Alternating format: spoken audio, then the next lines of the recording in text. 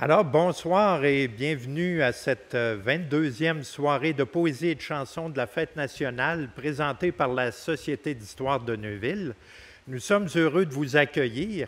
Évidemment, on aurait aimé le faire en présentiel comme on l'a fait les 20 premières éditions, mais le Québec et la planète presque au complet sont encore concernés par des mesures sanitaires, d'où l'enregistrement d'une émission de télé qui, nous l'espérons, saura néanmoins vous plaire. Alors, au cours de l'émission, vous verrez une dizaine d'artistes, ou peut-être un peu plus, de Neuville et des environs, qui vont vous faire des prestations pour simplement célébrer le Québec, ce Québec que nous aimons. Alors, je vais les laisser se présenter eux-mêmes. Et j'espère donc que vous apprécierez cette émission de télé que vous pouvez partager également avec vos parents, vos amis. Et si vous aimez ça, dites-nous-le. Puis si vous n'aimez pas ça, faites semblant de rien. Alors, bonne fête nationale les Québécois et profitez de ce programme. Alors, pour la fête nationale de cette année, j'ai pensé écrire un texte que j'allais livrer en primeur parce que c'est le texte qui va paraître dans le Courrier de Portneuf pour la semaine de la fête nationale. Parce que je dis une semaine, parce qu'une fête, ça s'étend sur plusieurs jours, avant que ça soit suivi par une autre fête nationale, la fête nationale du Zaïre, le 30 juin. Alors, le texte que j'ai préparé aujourd'hui s'appelle « Ce que l'on fête ». Tous les pays ont leur fête nationale. Nous aussi, au Québec, nous avons la nôtre.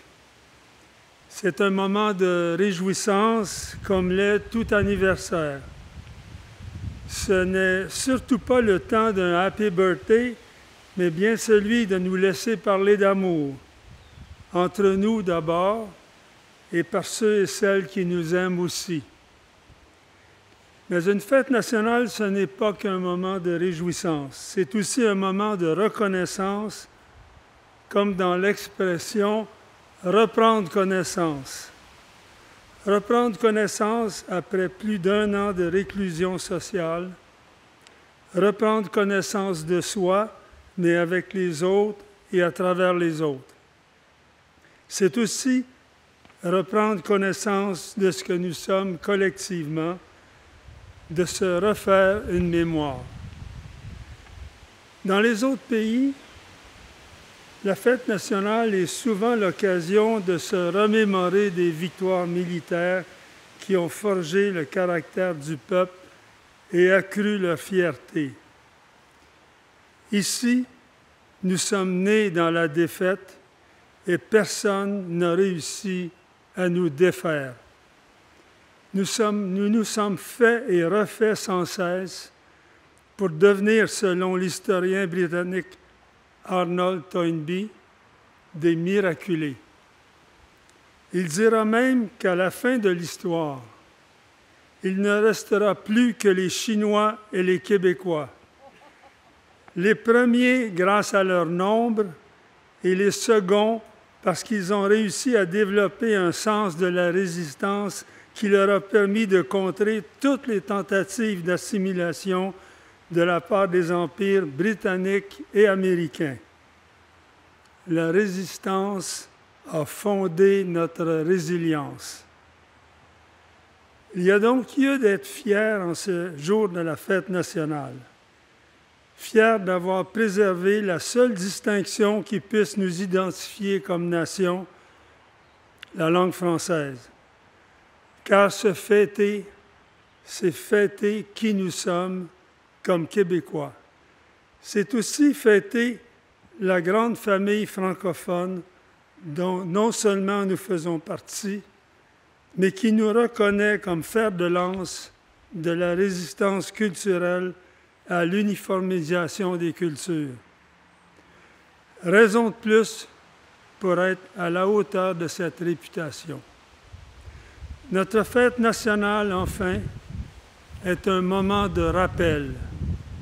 Le moment de se rappeler que la défense de notre identité de parlant français doit se manifester tous les jours par chacun et chacune de nous.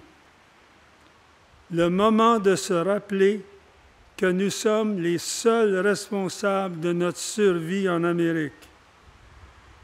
Le moment de se rappeler que l'indifférence est une attitude qui nous met en péril. Le moment de se rappeler que nous devons utiliser avec fierté et toujours le plus beau des pléonasmes, Québec français.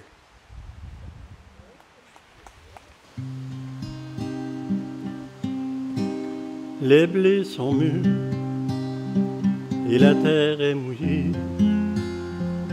Les grands labos dorment sous la gelée. L'oiseau si beau, hier s'est envolé. La porte est close sur le jardin fané. Comme un vieux bateau oublié, sous la neige je vais hiverner. Photos d'enfants qui courent dans les champs seront mes seules joies pour passer le temps. Mes cabanes d'oiseaux sont vidées, le vent pleure dans ma cheminée. Mais dans mon cœur je m'avais composé l'hymne au printemps pour celle qui m'a quitté. Quand mon ami viendra par la rivière au mois de mai, après le dur hiver, je sortirai bras nus dans la lumière et lui dirai le salut de la terre. Vois les fleurs vont recommencer, dans les tables crient les nouveaux-nés. Viens voir la vieille barrière rouillée, endimanchée de toiles d'araignée. Les bourgeons sortent de la mort, papillons ont des manteaux d'or. Près du ruisseau sont alignés les fées, et les crapauds chantent la liberté. Et les crapauds chantent la liberté.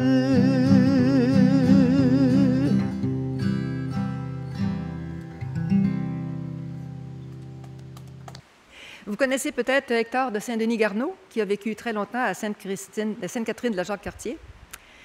Alors, il avait 13 ans quand il a écrit ce que je vais vous dire. 13 ans, ce poème-là. Le dinosaure. Il était gigantesque, et son nom, je vous dis, était presque aussi grand que lui. Il s'appelait Dinosaurus, et puis ce n'est pas tout. Il s'appelait aussi Brontosaurus et amphibie. Qu'en pensez-vous? Et savez-vous comment il a de ce monde disparu et que depuis ce temps, on ne l'a pas revu? C'est ce que je vais vous dire. Il m'est venu l'idée, et j'espère qu'à me lire, vous vous amuserez. Il était bien méchant, et vous pourrez vous-même en juger, et peut-être plus méchant que je ne le trouve, vous le trouverez même. Une fois dans le jardin, ce méchant animal est entré, où le chien était à son travail. Son chien était le maître de la maison. Il lui dit d'une manière bien polie, « Monsieur, dont je ne connais pas le nom, vous n'avez pas d'affaire ici. » Mais l'autre se mit à rire et l'assomma. Et même il fit bien pire, il le mangea. Lorsque du chien, la femme et les enfants virent cela, ils prièrent Notre-Dame de punir ce meurtrier-là. Aussi, leur prière fut exaucée, et l'Éternel le jeta dans la mer et le changea en sel. Et maintenant que j'ai satisfait votre curiosité, je vais vous dire ce qui arriverait s'il n'avait cessé d'exister. si en ce monde il était aujourd'hui, nous serions de ce monde tous à jamais partis. Car s'il avait de vivre continuer, il nous aurait, comme moucherons, gobés. Alors, on vous présente la chanson Mélodie, qui est tirée du disque, du CD des Gaspésiens album. Ça s'appelle Le vent d'Est par les Gaspésiens. C'est maintenant un projet servant à promouvoir les artistes gaspésiens de tout horizon. Vous allez découvrir certains talents de Production Rouge et de Studio Grosse Roche de Saint-Sauveur. Pour l'instant, on vous interprète Mélodie.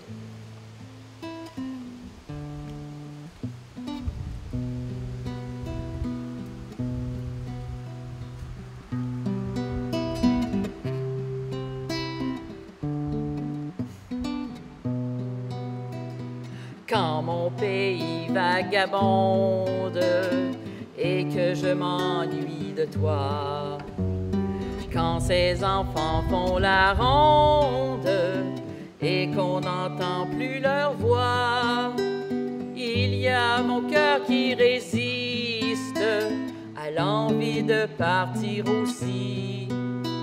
Si je pars, je serai triste, je quitterai mon pays.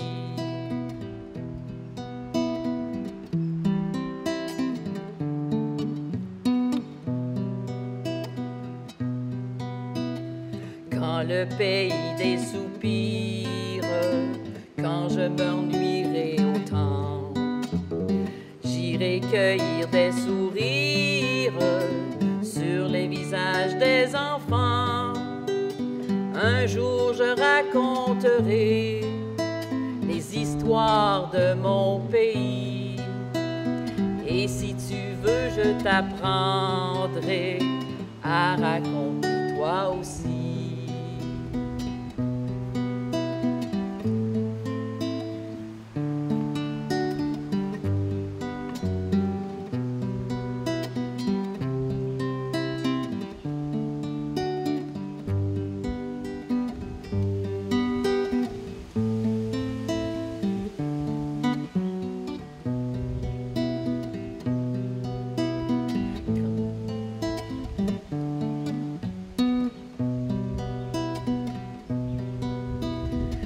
J'éteindrai la lumière pour mieux regarder ma vie.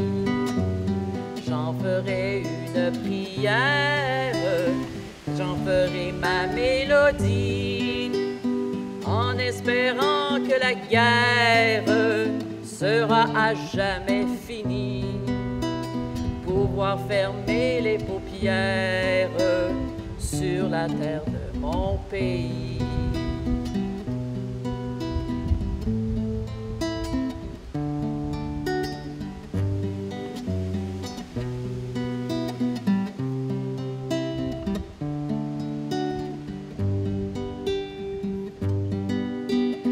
En espérant que la guerre sera à jamais finie, pouvoir fermer les paupières sur la terre de mon pays.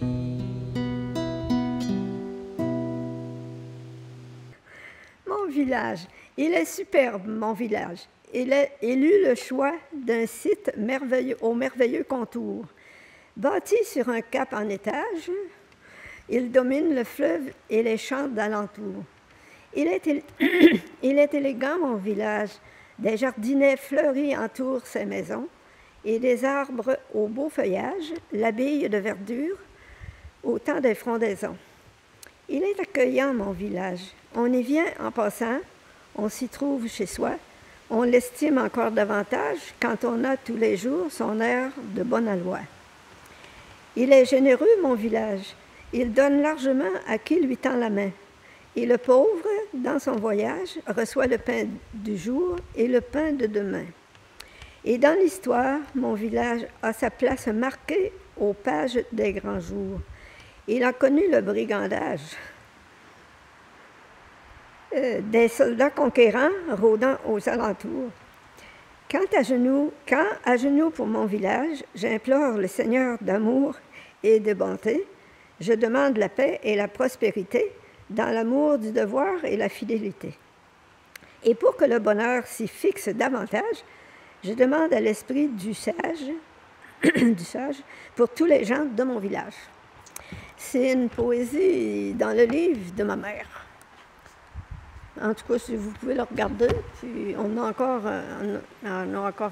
vente, là, mais on n'a pas vendu beaucoup, on n'a pas fait d'annonce. Bon, c'est tout. Je vais vous lire un texte de Serge Bouchard, intitulé « À propos de ma blonde » et c'est tiré de son livre « Les corneilles ne sont pas les épouses des corbeaux ». J'aime le titre. « À propos de ma blonde ». Ma blonde me donne des idées. La chose m'est extraordinaire, car les idées, c'est quasiment le cœur de mon métier.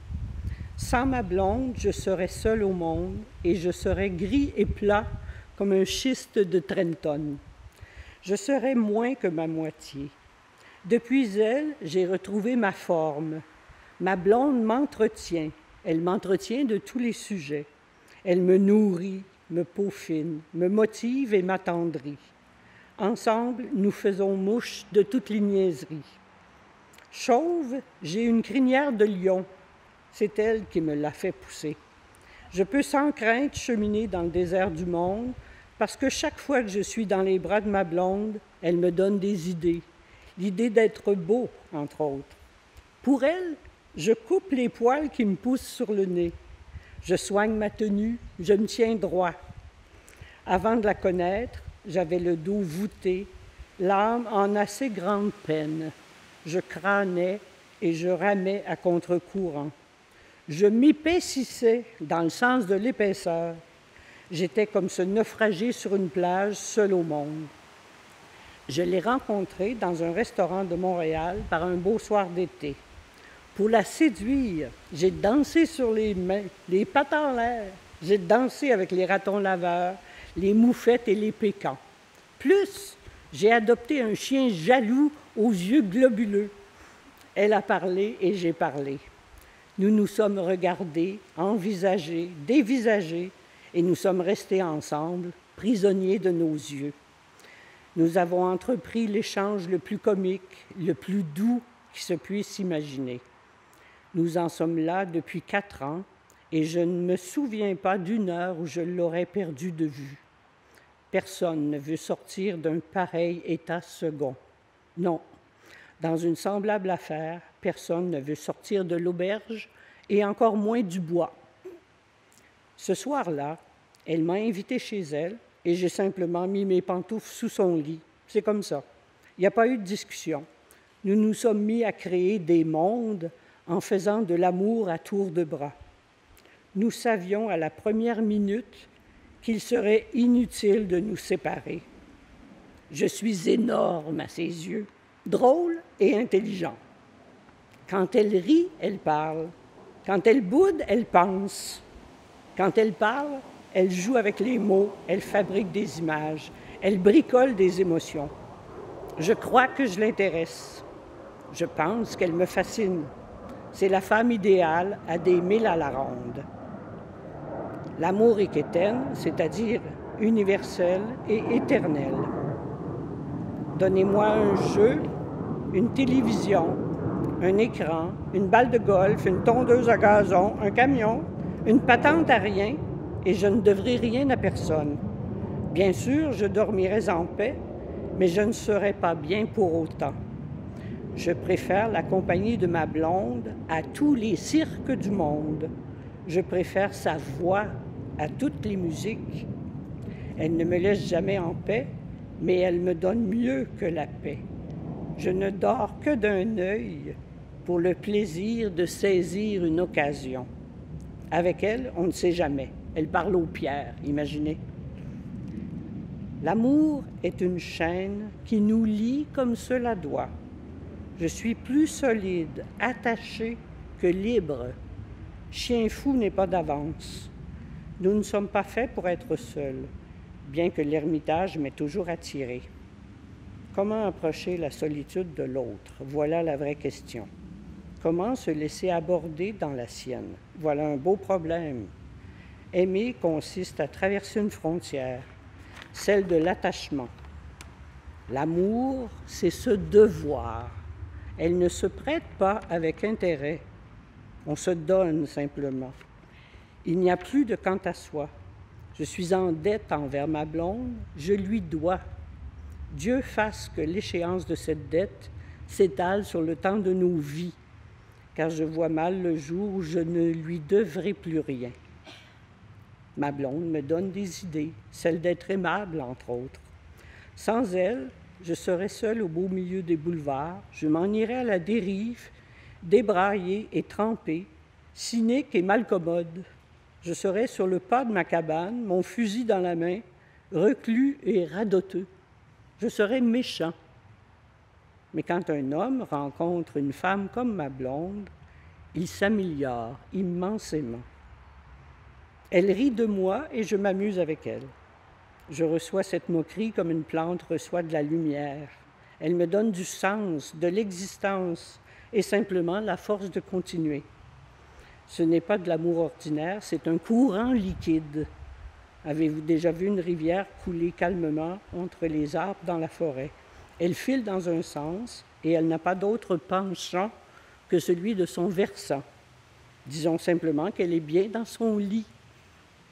Parlant d'eau, de rapide et de courant, disons que je suis bien placé pour la métaphore et la nostalgie. J'écris ces mots alors que je m'ennuie d'elle dans une chambre d'hôtel de Sault-Sainte-Marie, à 1000 km de ses bras, là où le lac supérieur se jette dans le lac Huron. Il se trouve que ma blonde s'appelle Marie. Pourquoi n'en ferais-je pas un plat? Puisque je suis dans les pays d'en haut, à la tête des eaux, il est inévitable que je redescende vers elle. Nulle eau ne résiste au printemps. Ma blonde, c'est simplement le sens du monde.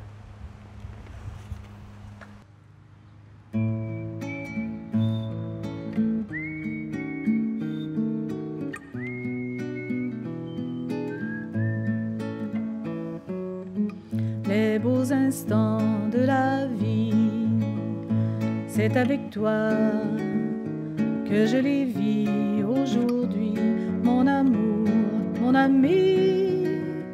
C'est une joie, c'est un geste, c'est une harmonie, une sagesse, une douce folie dans les yeux.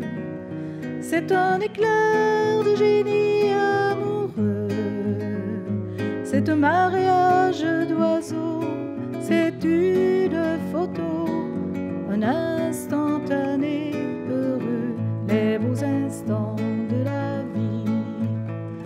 C'est avec vous que je les vis aujourd'hui, mes amours, mes amis. C'est un enfant, c'est un arbre qu'on aide à grandir, c'est une table qu'on aime à fleurir d'amitié. C'est un dimanche d'été infini, c'est le vol d'un goéland, mais le temps qu'on ne peut pas retenir fait des souvenirs et des instantanés en couleur, les beaux instants de la vie.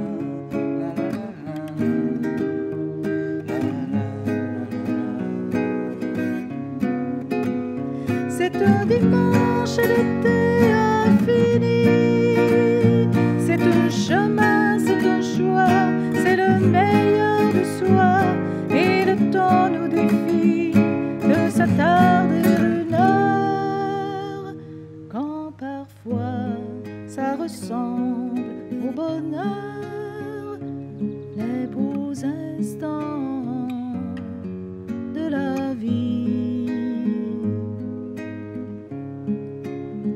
les beaux instants de la vie.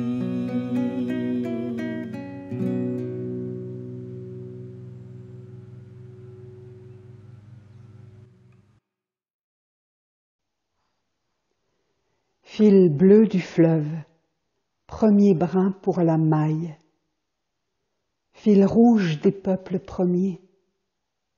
Fil rouge, rouge du sang dans nos veines. Fil haut, fil premier, fil rouge, trame où s'insère le blanc, le jaune et le brun jusqu'au noir. Vie maille à maille tricotée ensemble. Écheveaux de couleurs mêlées, canevas de persévérance, une maille à l'endroit, espoir, une maille à l'envers, tourment, une maille à l'endroit, une maille à l'envers, joie, épreuve, naissance, déchirement.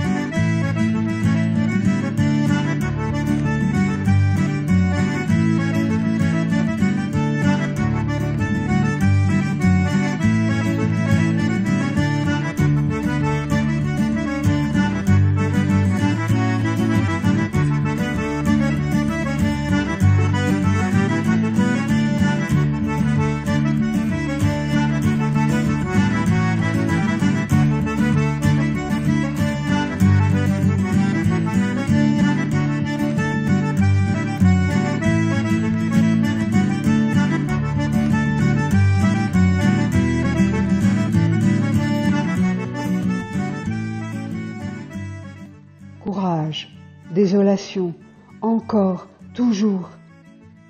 Passion, patience, fil, brin mêlé, tricote un pays, un avenir.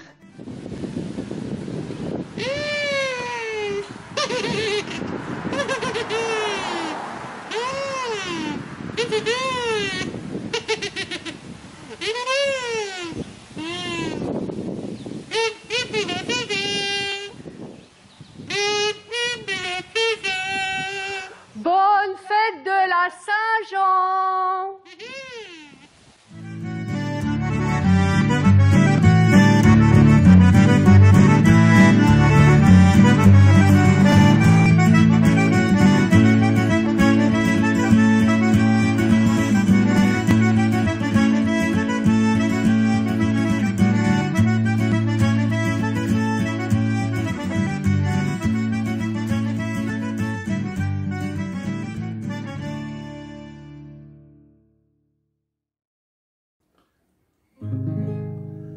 Toi qui de ma vie, c'est dorer les instants, ô douce et tendre amie, faites rêve à ton tourment. Pourquoi rester morose devant les prés en fleurs, puisqu'il y a des roses, il faut croire au bonheur, il faut croire au bonheur. Écoute, l'oiseau chante, il se rit de tes pleurs, de l'amour qu'il enchante, il redit sa ferveur. Ne sois pas si dolente, reviens de ta froideur.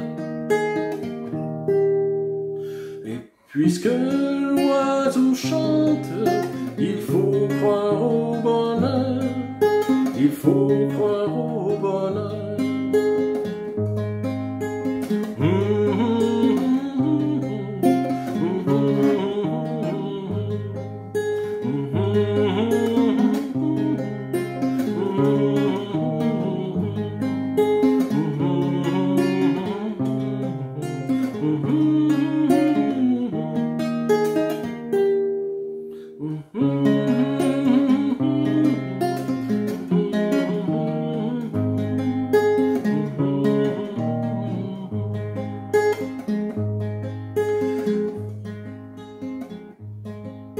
Vois le ruisseau qui rêve, il ne s'est pas vieilli.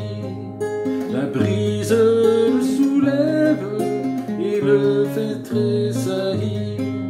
La terre est en liesse, tout chante dans les cœurs. Devant tant d'allégresse, il faut croire au bonheur, il faut croire au bonheur. Il faut croire au bonheur, il faut croire au bonheur.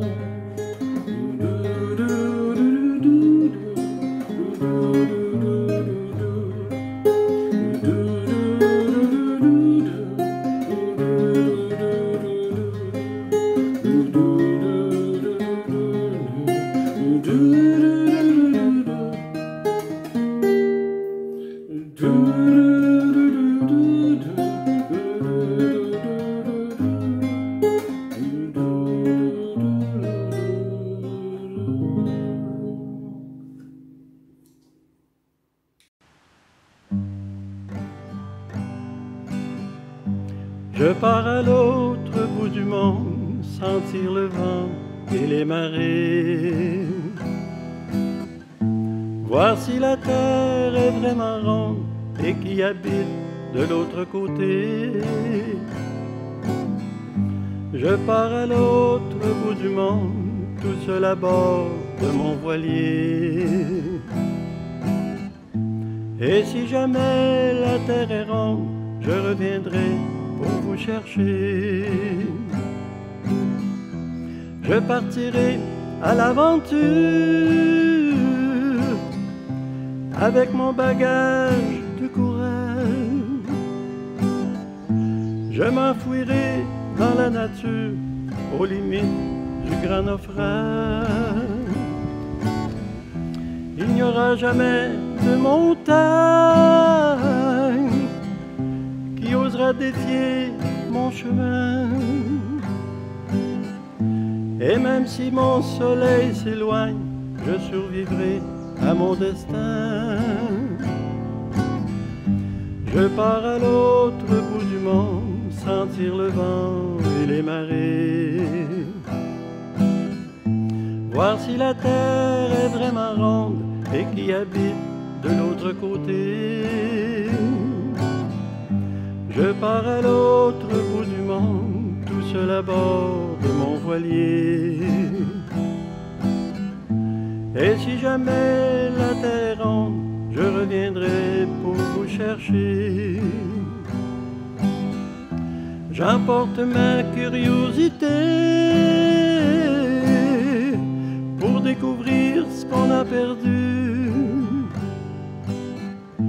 de ces millions de nouveautés, remplir mes yeux du jamais vu. J'irai au bout de mes conquêtes,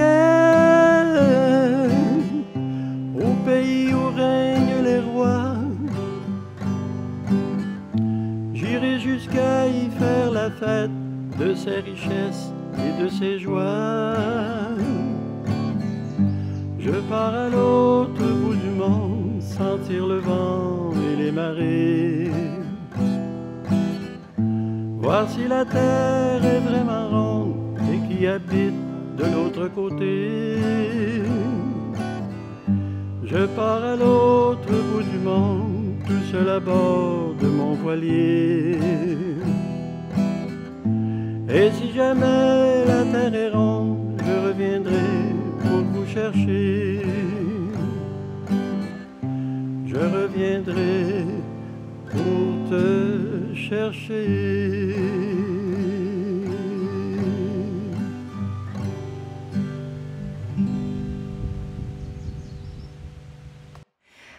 Bon, c'est un texte que j'ai écrit. Vous savez, à l'automne, au mois de septembre, quand vient la chasse au canard, c'est légal, là. Alors, ce matin-là, on entend sur le fleuve beaucoup de coups de feu, beaucoup. Et il y a beaucoup de canards. Moi, je suis tout près du fleuve, alors c'est des choses qu'on voit très bien. Et à un moment donné, j'ai écrit ceci. Extrait des mémoires d'un malard. Ce matin-là, comme tous les matins, il s'était levé très tôt, côte à côte. Les deux s'en allaient. Les deux avaient marché sur le rivage comme deux amoureux qu'ils étaient. C'était l'heure où le jour tout neuf exhale des parfums mystérieux et grisants. Dans l'épaisseur de la brume, on devinait le léger frémissement de l'eau, tout près, cette eau rassurante sur laquelle ils avaient passé la plus grande partie de leur jeunesse. Elle s'engagea sur le fleuve, piquant droit sur la petite îlette. Il la suivait, détendu, et heureux, ou presque. Elle était belle et fière, c'était sa compagne, et il admirait sa grâce quand elle contournait les amas de branchages flottants que des hommes étaient venus porter là ces derniers jours. Ils frôlèrent la grande îlette et arrivèrent bientôt à l'îlette verte. Ils se laissaient bercer tous les deux par le léger mouvement de l'eau. Mais quel était donc ce goût amer qu'il avait, lui, dans la gorge et qui lui faisait une boule dans l'estomac? Quel était donc ce danger immatériel qu'il ne pouvait définir, mais qui lui labourait les entrailles?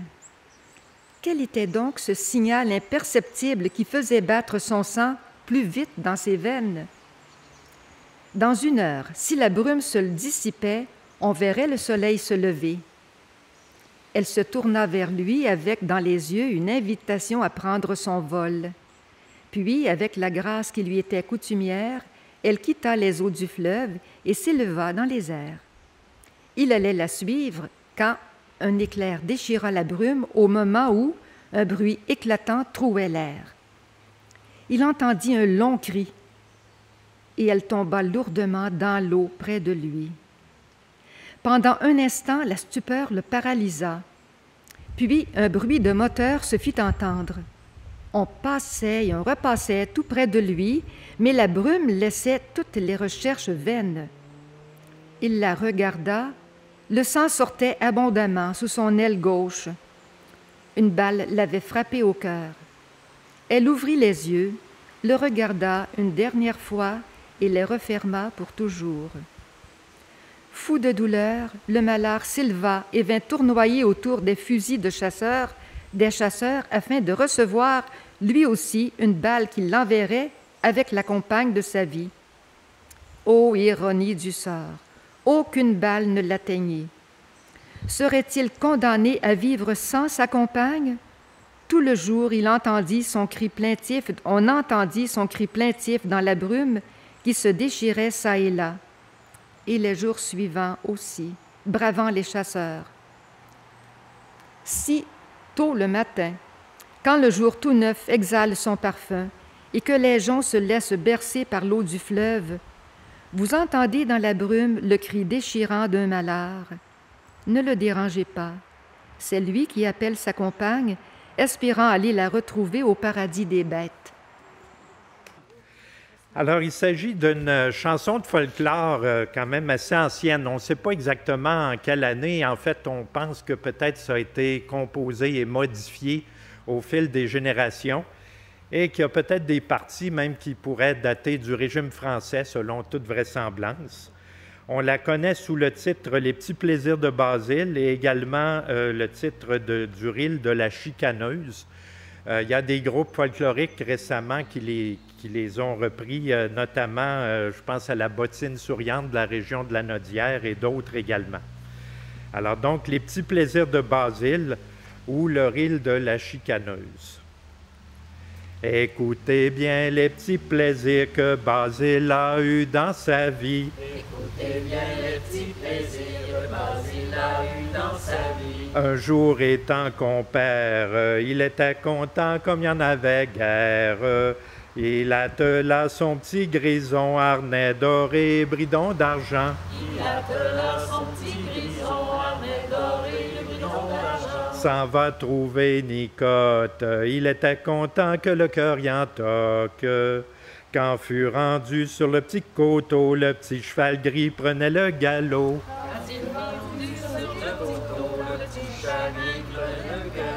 Malgré qu'il était rosse, il passait bien à travers les roches. Quand fut rendu dans les ornières, le petit cheval gris pouvait plus marcher.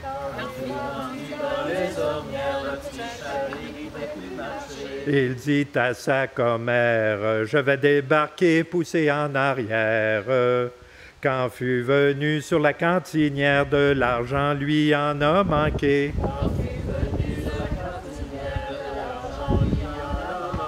Il dit à sa commère, prêtez-moi 100 francs, je vous le rendrai guère. A fallu vendre son calumet à être compère si mal agréé.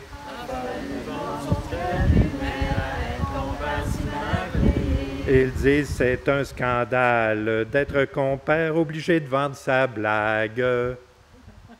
Excusez-la.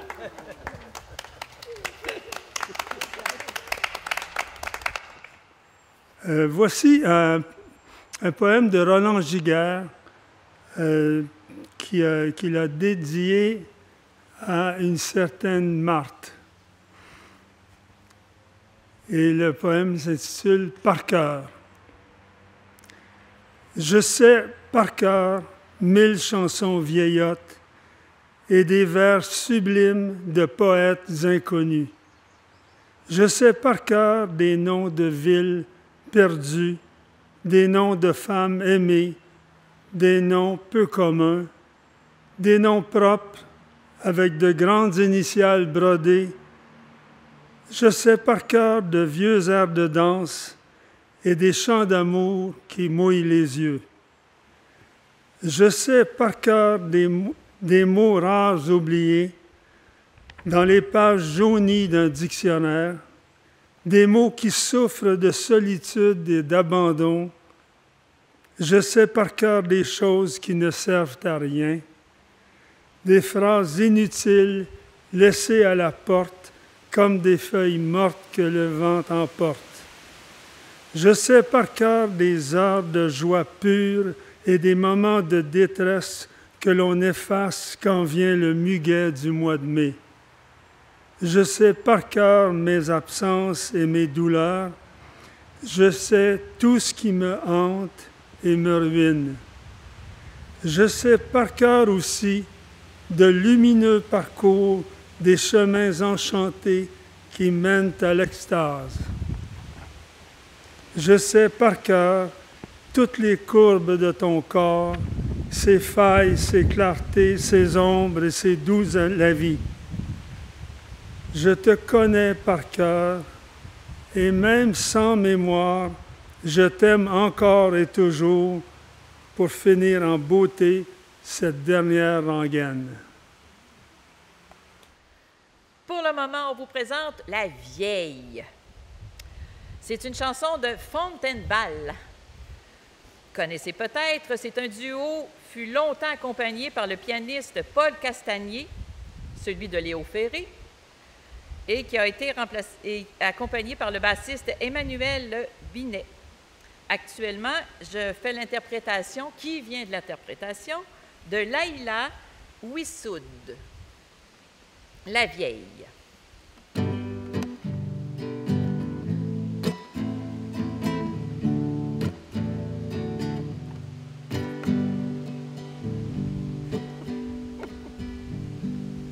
J'ai pas besoin de vous pour ranger mes vêtements.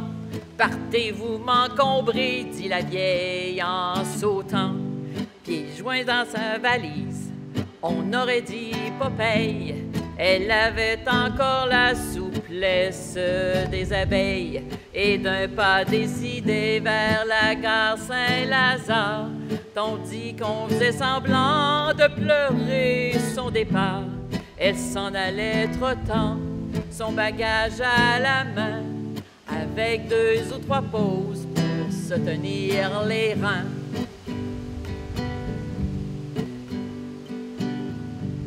J'ai pas besoin de vous, dit-elle au contrôleur, pour porter ma valise, j'en ai pour un quart d'heure.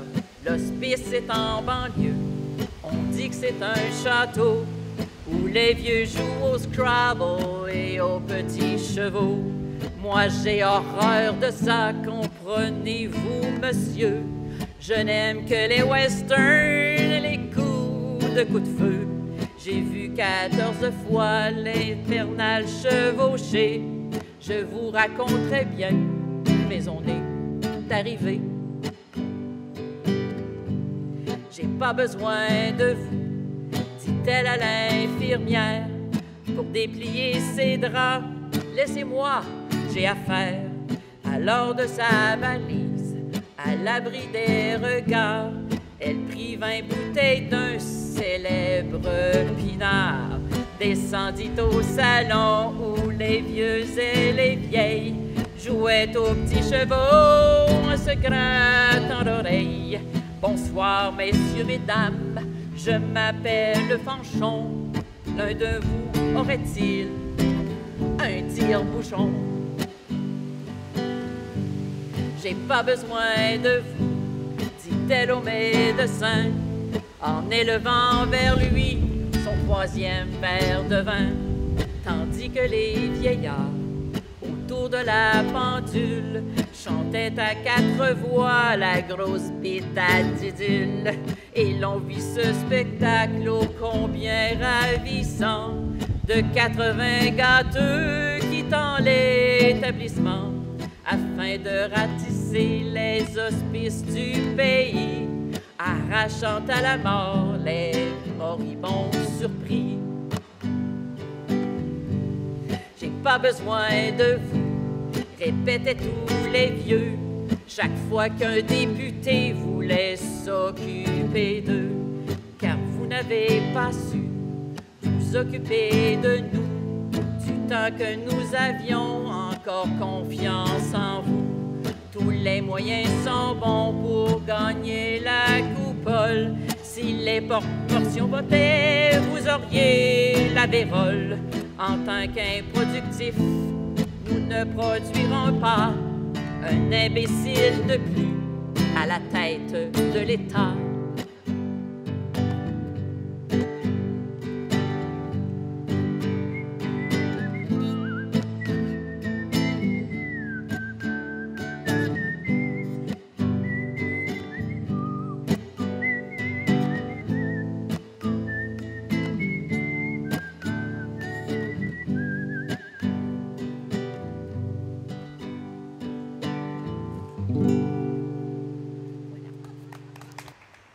De Jacques Ferron, je vais vous lire un texte intitulé « Bêtes et maris ». Marie, un mari, là, un mari. J'allais à l'école privée au bout du rang Fontarabie. La maîtresse était une petite veuve sans façon et de mauvaise réputation, surnommée l'Allumette. Elle me fit voir la lune de Paris et les dessous de la vie. J'en revenais mélancolique, suivi d'un éléphant pensif, la trompe triste. Les gens de Fontarabie, me voyant passer ainsi, trouvait que j'exagérais. Je n'y pouvais rien, j'étais gênée. Mais voici que pour me remettre, l'éléphant tombe malade, de la trompe, bien entendu. Je l'emmène à Montréal voir un médecin. Le médecin dit que c'est une honorée, une maladie à son honneur, dont il me guérit si bien, si vite, que je me retrouve sans éléphant, à cheval sur une licorne, galopant de retour vers le beau comté de Maskinongé. 3 grands chiens noirs m'accompagnent, les yeux rouges, la gueule en feu. C'est plus que je n'en demande. Aussi, quand j'arrive à Sainte-Ursule, au lieu de continuer à Fontarabie, je pique vers le presbytère. Les chiens culbutent dans le parterre. J'entre seul avec ma licorne. « Un bel animal, dit le curé.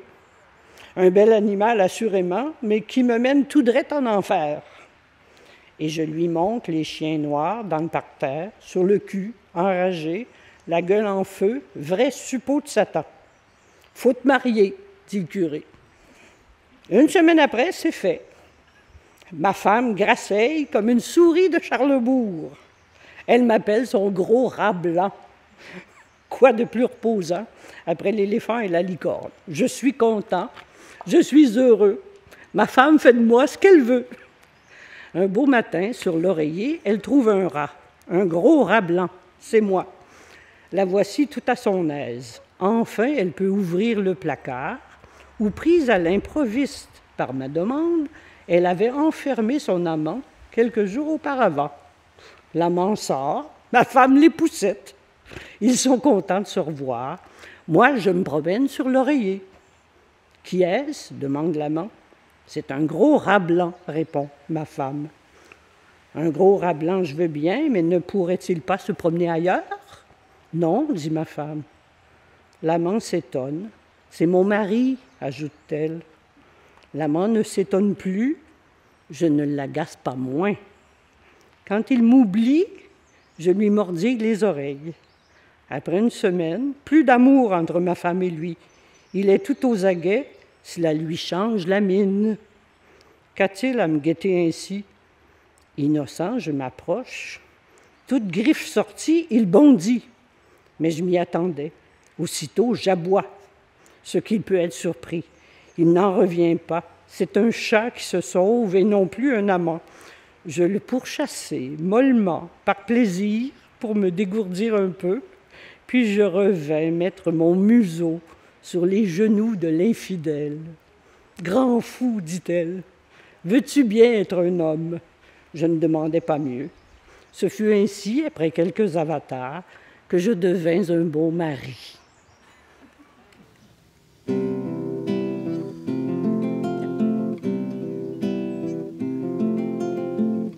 Toi l'ami dont jamais je ne saurai le nom, toi mon frère inconnu, toi ma sœur anonyme, toi qui vis dans le noir, toi l'obscur compagnon, toi pour qui tant de fois j'ai retourné ma rime.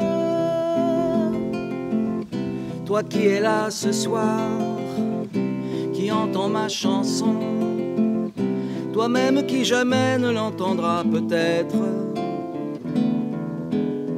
Qu'importe, mais toi donc, je ne sais rien sinon que nous vivrons tous deux sans jamais nous connaître.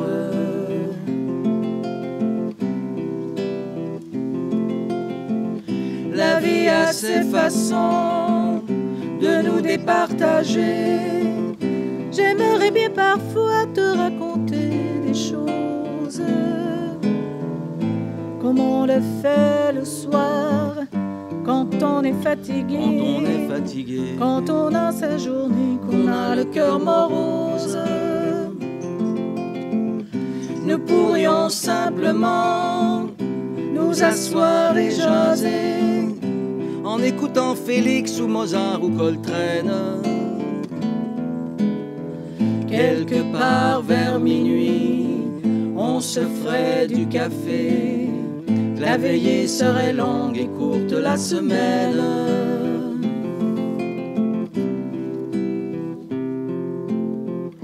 c'est à notre amitié que je chante aujourd'hui. C'est au vin que jamais nous ne boirons ensemble.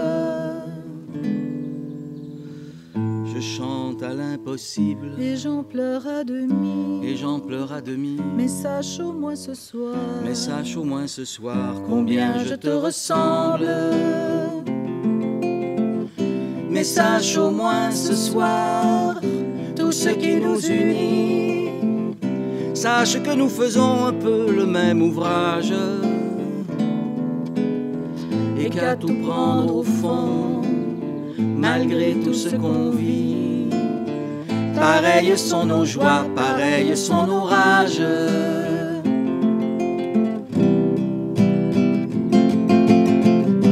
Mais que tombe ce soir nos murs et nos parois, et que pour un moment le cours du temps s'arrête.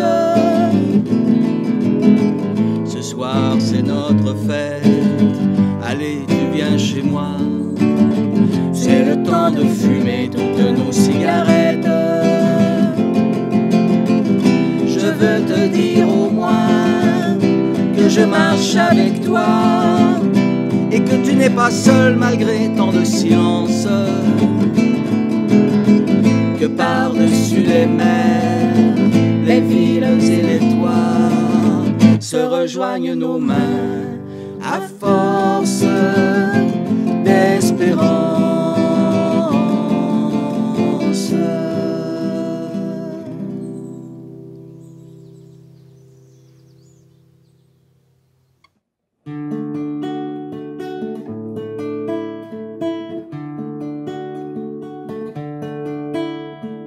Dans ma ville d'or, les marchands sont passés,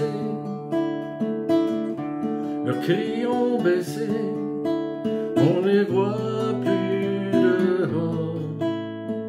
Dans ma ville d'or, les esprits se sont calmés,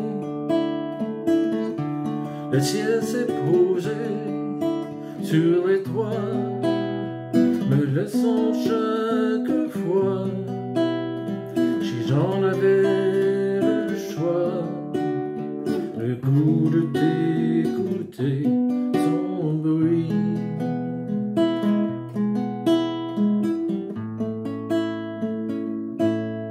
Glisser dans la nuit.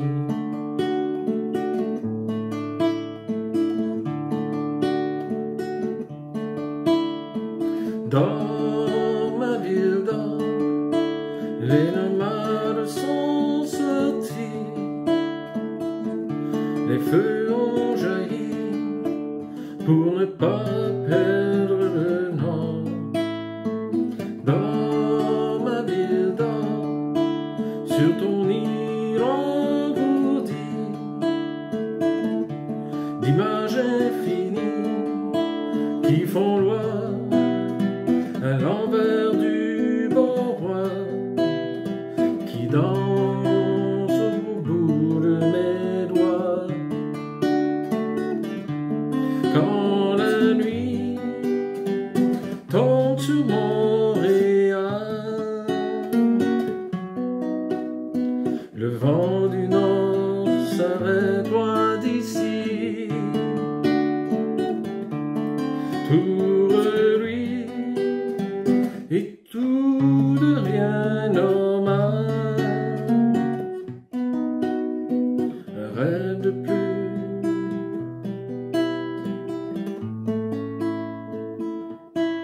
Avant le signal.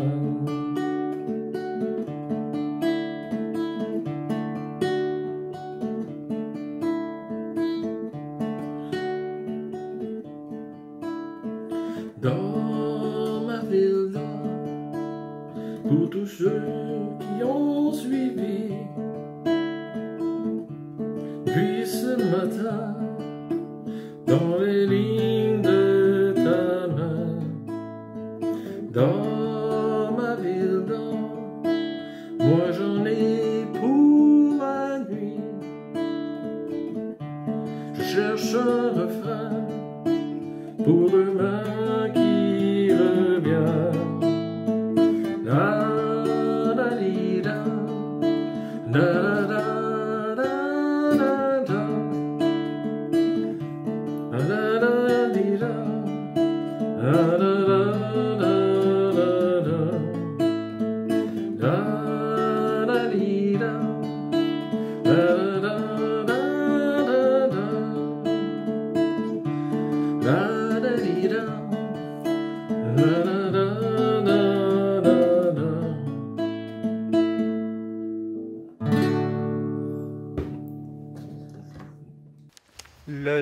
que l'on prend pour dire je t'aime, c'est le seul qui reste au bout de nos jours. Les vœux que l'on fait, les fleurs que l'on sème, chacun les récolte en soi-même. Au beau jardin du temps qui court, gens du pays, c'est votre tour de vous laisser parler d'amour. Gens du pays, c'est votre tour de vous laisser parler d'amour. Le temps de s'aimer, le jour de le dire, font comme la neige au doigt du printemps. Fêtons de nos rires, fêtons de nos joies, ces yeux où nos regards se mirent. C'est demain que j'avais 20 ans. Gens du pays, c'est votre tour de vous laisser parler d'amour.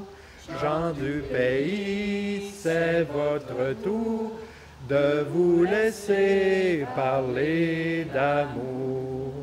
Le ruisseau des jours aujourd'hui s'arrête et forme un étang où chacun peut voir comme un miroir l'amour qu'il reflète pour ces cœurs à qui je souhaite le temps de vivre leurs espoirs. Gens du pays, c'est votre tour de vous laisser parler d'amour. Gens du pays, c'est votre tour de vous laisser parler d'amour. Merci à la chorale. Alors, je voudrais vous remercier, les téléspectateurs qui avaient été nombreux derrière vos écrans d'ordinateur ou de télévision à nous suivre.